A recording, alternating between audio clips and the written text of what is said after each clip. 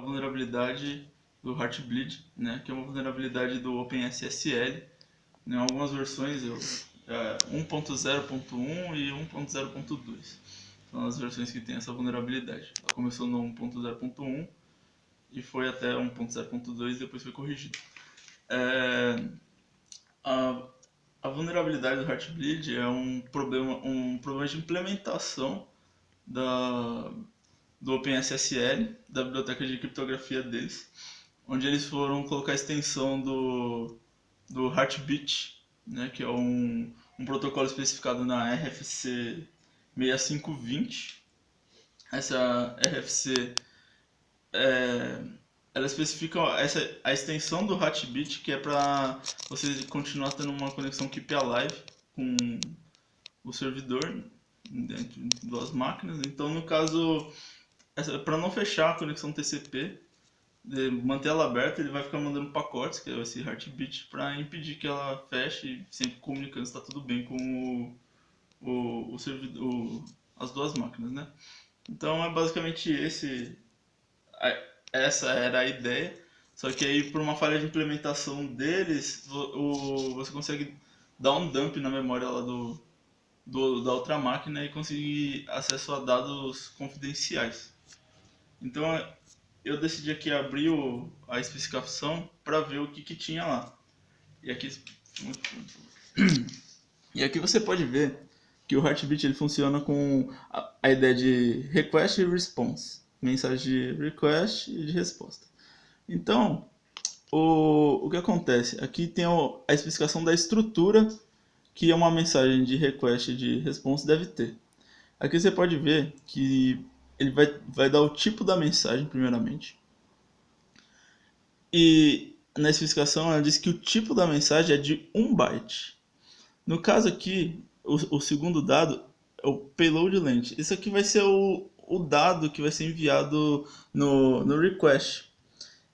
Esse payload length, que é o tamanho do payload, ele tem 2 bytes. Então ele vai ter no máximo de 64 bits, né?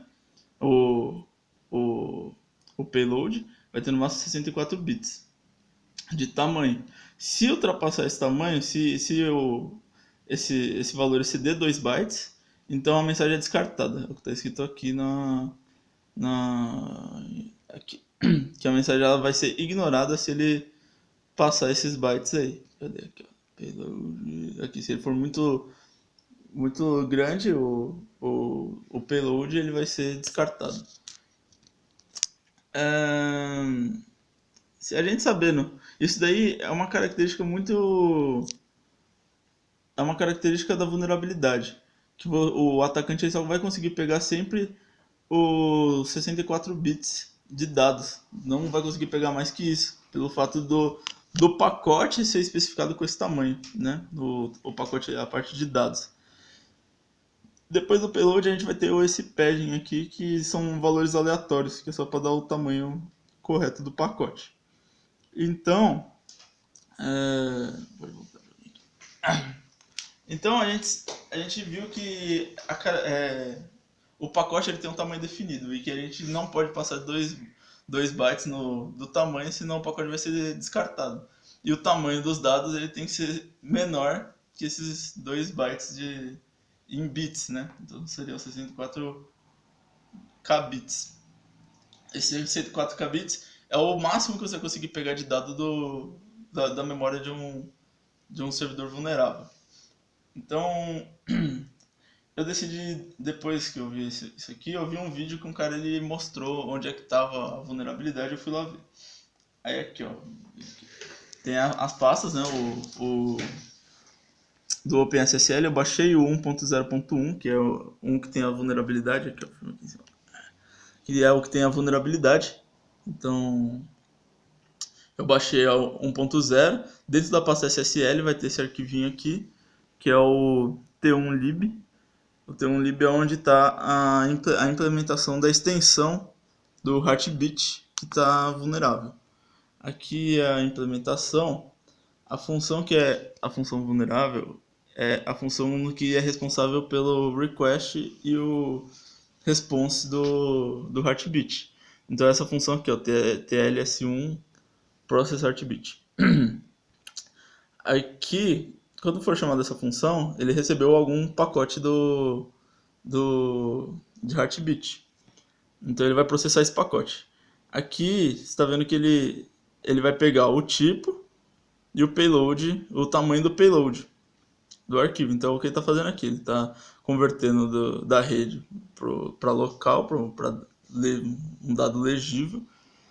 Então ele pega o tipo e está pegando o tamanho do payload.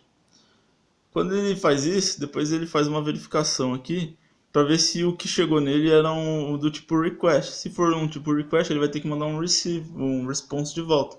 Então aqui ele vai começar a criar o pacote de resposta. E é aqui que está o problema da implementação, porque o tamanho desse payload não foi verificado.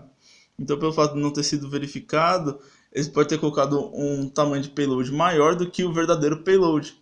E aí você vai, se com essa não verificação, você vai ter que colocar dados a mais lá, né? Porque você tem um tamanho e pelo padrão você vai ter que retornar o mesmo tamanho.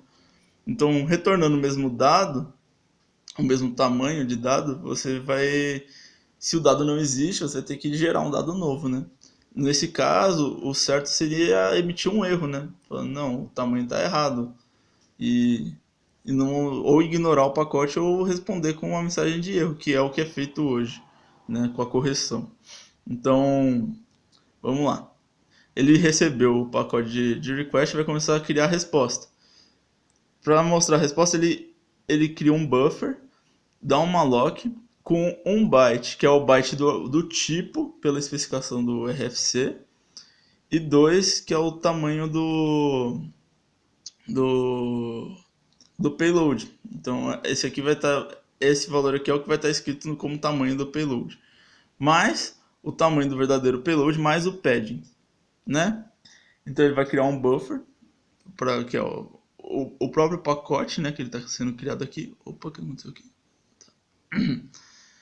Aí, o problema está aqui, aonde ele está dando um main copy com o tamanho de payload. Só que o tamanho do payload pode ser uma mentira. E se for uma mentira dando um main copy, ele vai pegar realmente o bloco inteiro da memória. Então, se exceder o valor aqui, ele vai pegar com o main copy esse valor excedente. Não vai retornar erro nenhum, porque é uma operação válida, é uma operação de baixo nível. Então é super difícil de fazer a verificação disso aqui. Então ele vai simplesmente pegar realmente dados da memória que não deveriam vazar e vai tascar junto no pacote, e ele converte aqui de novo para a rede e manda isso aqui para frente. E aí que está o problema, que foi dentro desse pacote aqui entraram dados que não deveriam estar ali. Então, no código esse é o problema. A implementação a implementação vulnerável é realmente essa, a falta da verificação do payload, se ele baixa com o tamanho que foi especificado lá.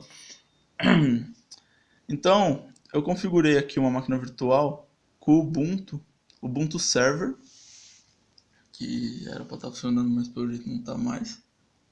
Morreu minha máquina. Não morreu não. Então, aqui eu tô com eu baixei a versão, tava vulnerável já do Ubuntu, já veio com todas as ferramentas vulneráveis. Aí eu instalei o Apache agora, acabei de instalar o Apache. Então vamos dar um OpenSSL aqui para a gente ver a versão dela. Olha lá, a versão é uma versão vulnerável, é 1.0.1. É a partir daí que foi vulnerável, é de 2012. Então, essa função sendo vulnerável vai funcionar o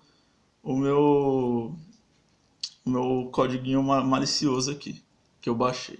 Então, a versão já é vulnerável do OpenSSL.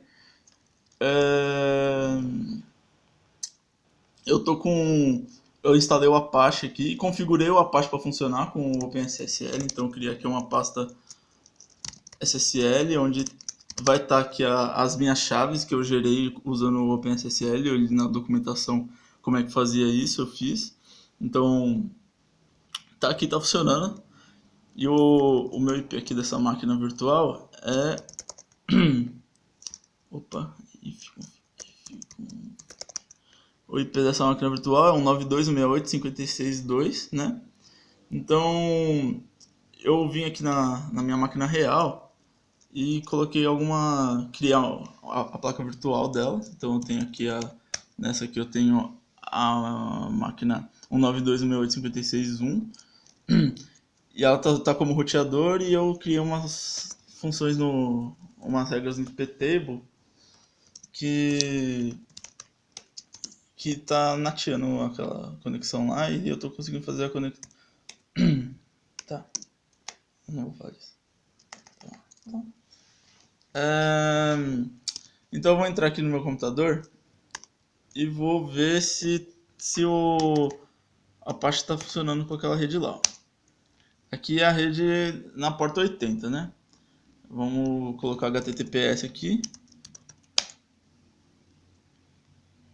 Tá funcionando também. Eu já aceitei aqui o certificado que eu criei. Então aqui tem a minha seçãozinha aqui. Aqui está o certificado. Tá funcionando no HTTPS.